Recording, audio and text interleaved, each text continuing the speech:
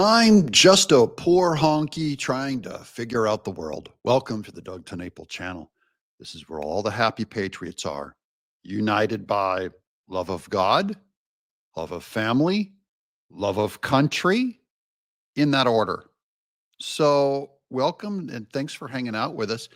I like shredding Stephen A. Smith because I have a thing against jocks. I'm an artist and, you know, probably a counter bullying thing. I don't know what it is, but it's deep in me. So I like particularly shredding this guy because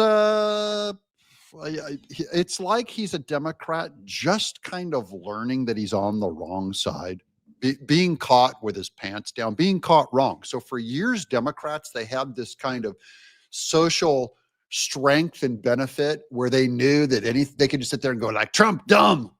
And everyone's like, yeah, here's some money, here's some power. And then suddenly after the election, they go, Trump dumb. And everyone's going like, boo, you need to lose your, and they're all, uh-oh, what happened? I thought we were all saying Trump dumb. Oh, we're not saying Trump dumb anymore to get money and power. Then he starts going, how about Kamala Harris dumb? And everyone goes like, yay, here's some money and power. And then they just learn, they just start flipping. So that's what I think of Stephen Smith's values. Let's watch him. Think about what you got to do, Republicans. All you got to do, address. Holy smokes. Is this like a 1940s minstrel? I can work for Mr. Bennett now. Come on, Republicans. That's all you got to do. The economy, address inflation, address the border, address deportation, by the way, because you got to get those folks out that were in here as well. And how you going to do that? Long pause, dramatic pause. How you going to do that? Why are you wearing a pink tie and a pink button-down shirt from, Nordstrom's or Macy's or Gottschalk's? And yet he talks like, y'all got to do that. Hey, fool. He needs his handkerchief. Can I have a witness? I feel the power coming over me. Can I have a witness, y'all? And then long pause for emphasis. Address crimes in the streets of America. Make sure folks got jobs. Make sure folks are safe. Long pause. That's all you got to do. That's all I got. Long pause. Here's a few other things that you got to do. It's not a laundry list. It's just a few. What? Why are you talking? Why are you the few? Here goes. Voice saying ridiculous nonsense like Ben Shapiro just said. Don't be saying ridiculous nonsense like Ben Shapiro. Ben Shapiro? Where did that come from? Uh-oh. Here it comes again. It's the Jews. That's Stephen A. Smith. He just snuck one in. Brother's wearing a pink tie and a pink shirt. Looked like it was picked out by his mother because your dad would never let you dress that way. And he's all, don't be saying that stuff like Ben Shapiro. Translation, it's the Jews. Let's find out what he's talking about with the Ben Shapiro stuff. Let's watch this one. Look at this. I got it here. Here we go. It gets more painful as we go. Long pause. Televangelist. Long pause. Televangelist. Can I have a witness, you people? Pink tie. Mm-hmm. I'll ask you another question, Ben Shapiro. Ben Shapiro. You brought up, drug use. Drug use. You brought up a criminal. This is about Ben Shapiro saying that Chauvin, the cop that stuck his knee on the back of George Floyd's head and went to prison, that he needs a pardon from Trump. That's what all this is about. So this is Stephen A. Smith defending Black Lives Matter. Black Lives Matter. Going after Ben Shapiro because the Jews. The Jews. record, if I remember correctly. I think that's what you said, right? Right, Ben Shapiro? Right. He had Candace Owens on, a famous anti-Semite. Man, she absolutely hates the Jews and hates. She used to work for Ben Shapiro, and then she left. And now, like, everything's the Jews. Just a simple question. Just a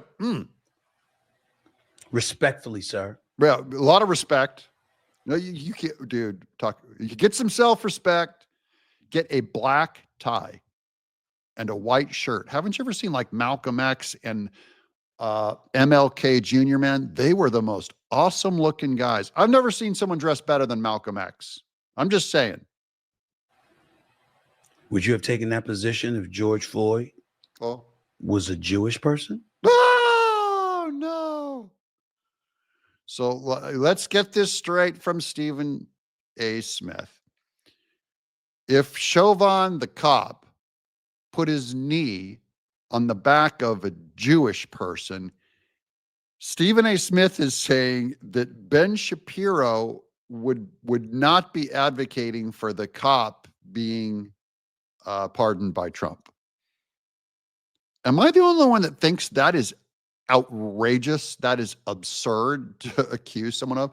He thinks Ben Shapiro is as racist as everyone who was trying to, who is burning down a Wendy's.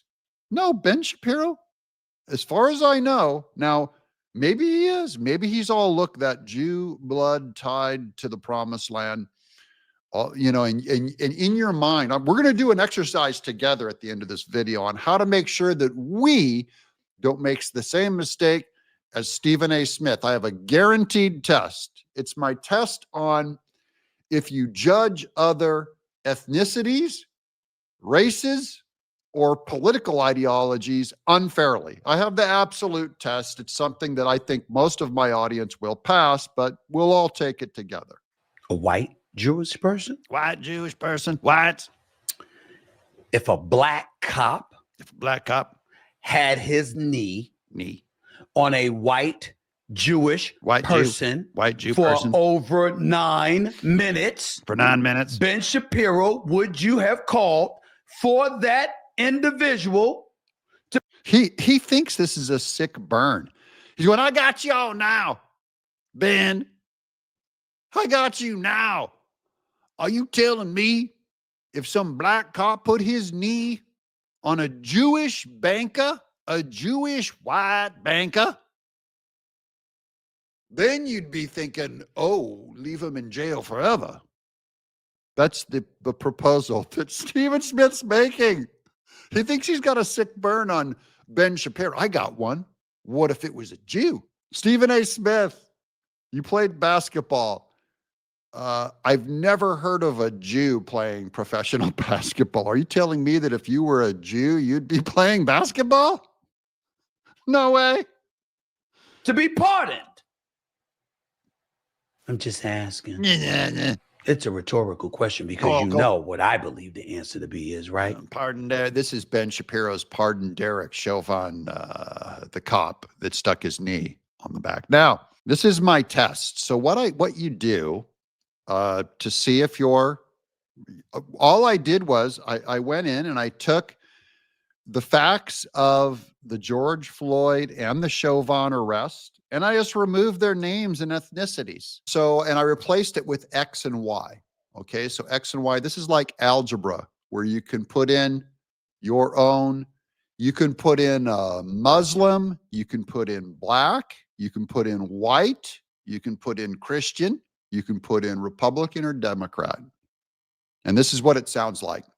X, an individual with a criminal record spanning multiple convictions for theft, drug offenses, and a significant aggravated robbery charge in the mid-90s, was arrested on May 25th of 2020 in a Midwestern city after allegedly using a counterfeit $20 bill.